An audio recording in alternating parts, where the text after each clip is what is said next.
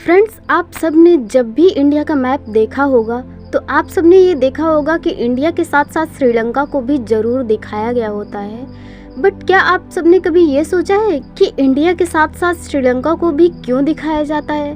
क्या श्रीलंका इंडिया के पास है इस वजह से दिखाया जाता है? तो अगर पास में रहने की वजह से दिखाया जाता है तो चीन, पाकिस्तान, अफगानिस्तान इन सबको क्यों नहीं दिखाया जाता?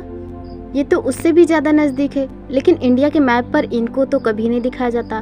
तो श्रीलंका को ही इंडिया के मैप में क्यों दिखाया जाता है? सो फ्रेंड्स, आज की ये वीडियो काफ़ी ज़्यादा इन्फॉर्मेटिव होने वाली है। सो वीडियो को कंप्लीट देखिएगा एंड अगर चैनल पर नए आते हैं तो चैनल को सब्सक्राइब करके बेल आइकन को ज़रूर प्रेस कर देना, जिससे कि मेरी आने वाली हर लेटेस्ट वीडियोज़ की नोटिफिकेशन वीडियो के अपलोड होती ही मिल जाए।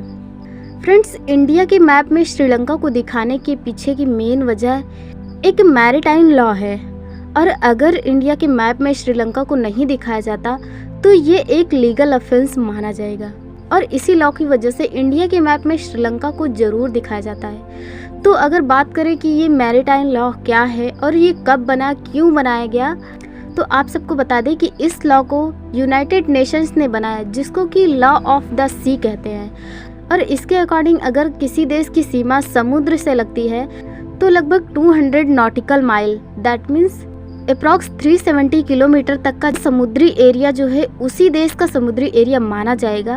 और क्योंकि भारत और श्रीलंका के बीच की दूरी सिर्फ 18 किलोमीटर है, सो इसलिए इंडिया के मैप में श्रीलंका को दिखाना बहुत ही ज़्यादा नेसेसरी हो जाता है।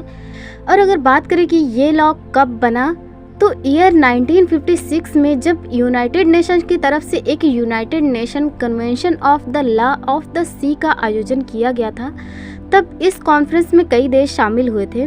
और इसी कॉन्फ्रेंस में समुद्री सीमाओं से रिलेटेड कई सारे एग्रीमेंट्स के बारे में डिस्कशन किया गया था। और इसी डिस्कशन के थ्रू जो है थर्ड कॉन्फ्रेंस, जो कि ईयर 1973 से 1982 के बीच हुआ था, उसी में इस लॉ को मान्यता दी गई।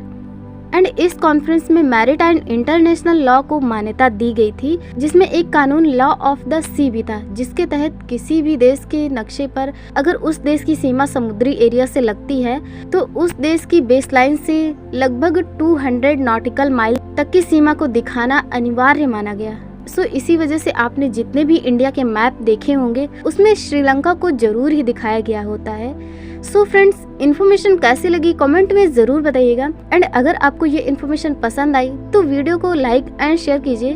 और अगर आप मेरे चैनल पर नए आते हैं तो चैनल को सब्सक्राइब करके बेल आइकन को ज़रूर प्रेस कर देना, जिससे कि मेरी आने वाली हर लेटेस्ट वीडियोज़ की नोटिफिकेशन वीडियो के अपलोड होती ही मिल जाए। So friends, thank you.